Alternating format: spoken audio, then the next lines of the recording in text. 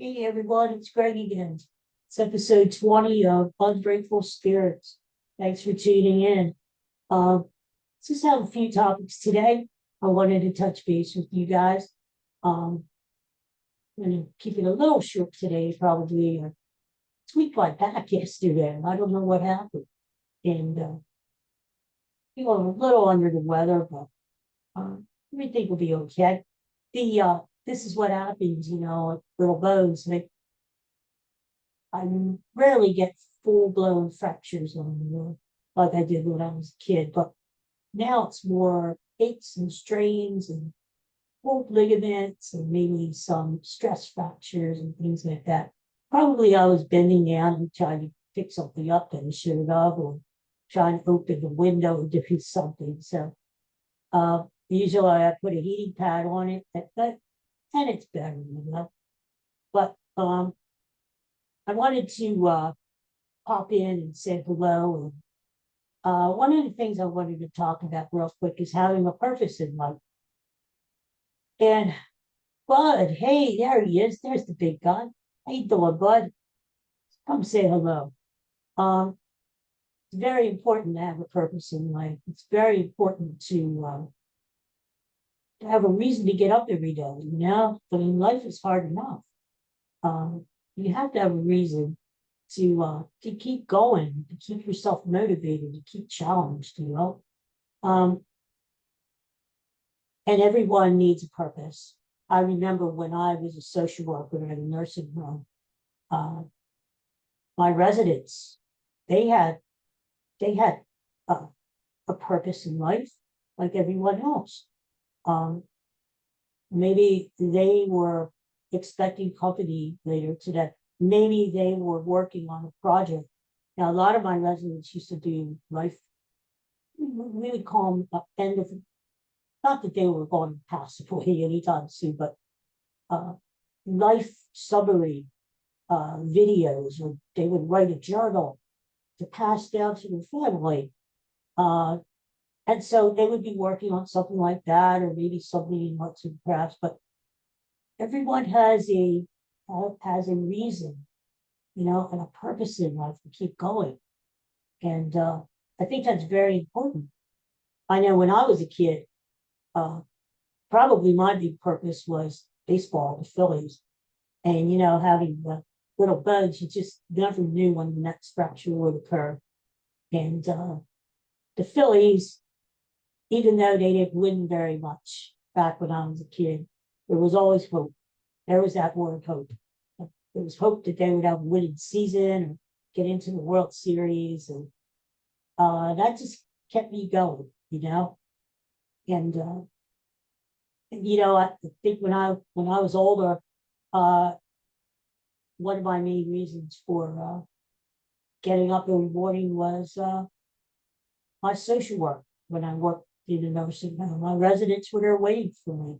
I knew that they needed me. Um, Come and talk to them and do your readings and things like that. But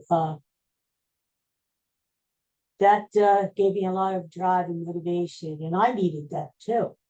And so on those cold, cold days when you didn't want to get out of bed and it was snowing outside and the wind was blowing, um, that was the driving force, to get my butt in gear and just, you know, go to work and keep at it every day and see my residents. So we all need that. We all need a purpose in it. Ask yourself, maybe you're thinking, well, have a purpose. Yes, you do. Think about it. Maybe it's a vacation coming, or a wedding coming, or a new baby in the family, or no matter what, we all need something to look forward to. I have a friend who was uh, just planning a trip to Paris, France next summer. And it was so cool. I was there, and the Eiffel Tower looks really, really nice. And and even though that trip was until 11 months away, it's still something to look forward to. We need that. Um, So I just wanted to mention that, we need a purpose. I remember when I was a social worker and, I worked with many, many people who were at the end of their life, and on the hospice, and I saw a lot of really cool things. People would, uh, you know, maybe live beyond what they were expected to live because they had a reason, they had a purpose. Maybe there was Christmas coming up, or maybe their family were flying on a visit one last time from across the country, or maybe a new granddaughter or great granddaughter was expected, a little baby.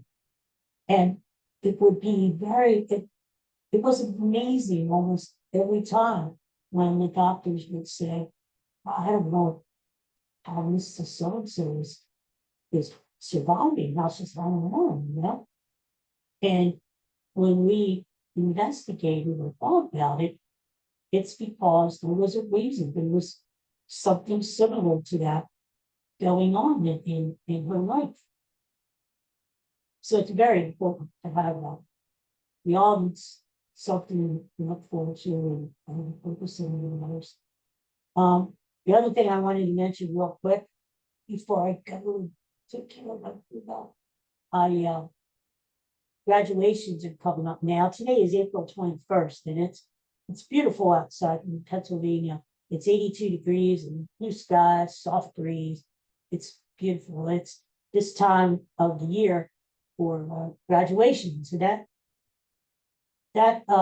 brought that to mind, uh, my school years and my education, and how it was so different, you know. Well, first of all, growing up in the 60s and 70s was a different time. I mean, not only physically, because there were a lot more physical barriers like steps and curbs to get over, and things were a lot less accessible back then. Um, but the attitudes were different too. It was, uh, once you were done your basic school, high school, okay, nobody expects you to go out and get a job, you're handicapped, you're in a wheelchair, just sit there all day and watch TV, watch talk shows or game shows all day. And, but that just wasn't me. I knew I had more to give than that. Uh, my first 8 years in school, I think back to it now, and I went to a special school for kids with disabilities, and that was kind of interesting. I'm thinking maybe one day of maybe writing a book about those years, and the reason is because it was so different, so unique. Um, Everyone may have different disabilities, but we all had a common goal. We all had common bond. Uh, we would all have fun, and we were just regular kids. We would talk about sports or music or whatever.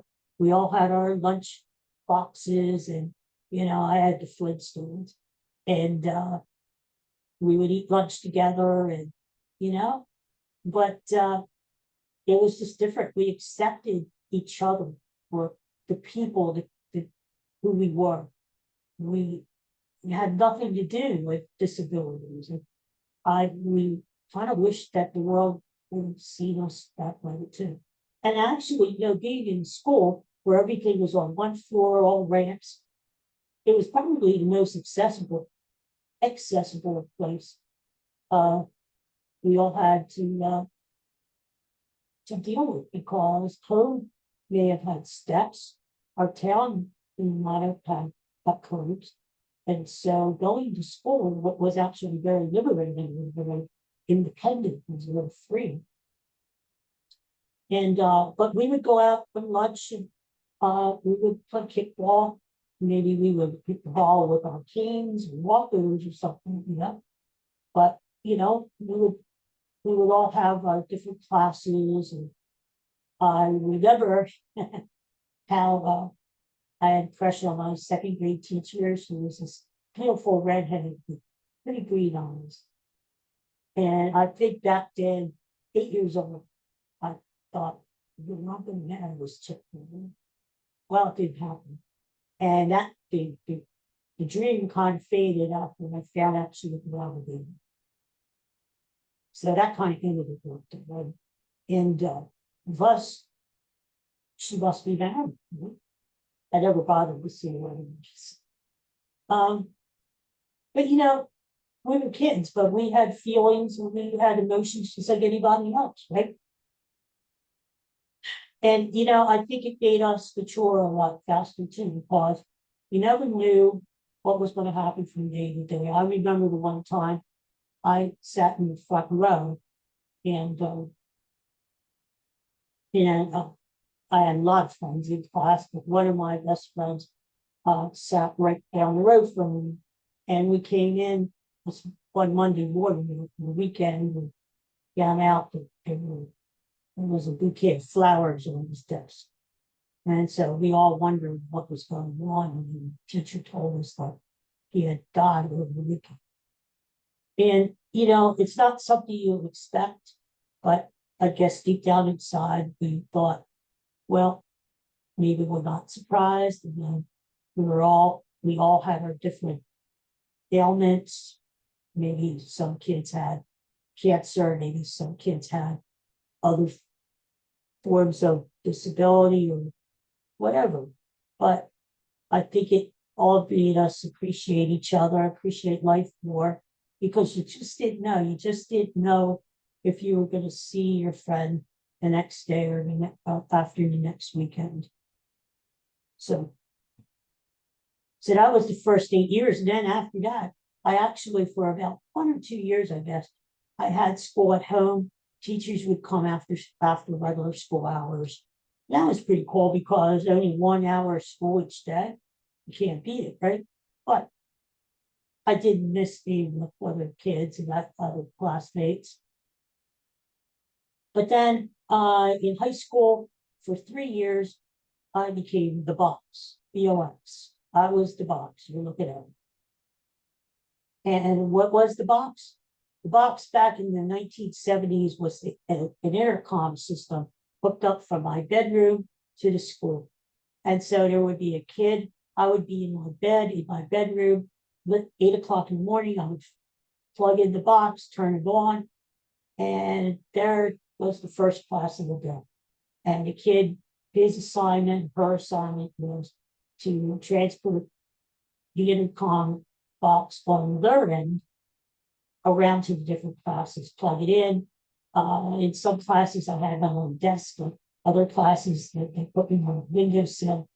And that was cool because I got to hear everything, and I got to say hello to my peers, and they got to know me.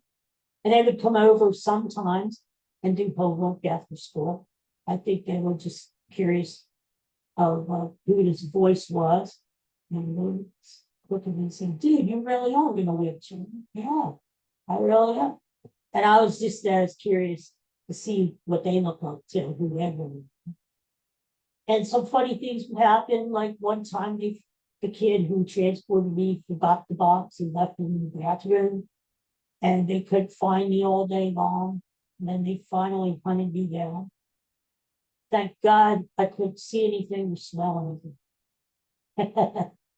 And one time I remember I fell asleep. I sometimes had school in my pajamas. One time I fell asleep. And I woke up and they're calling my name, Greg, what happened?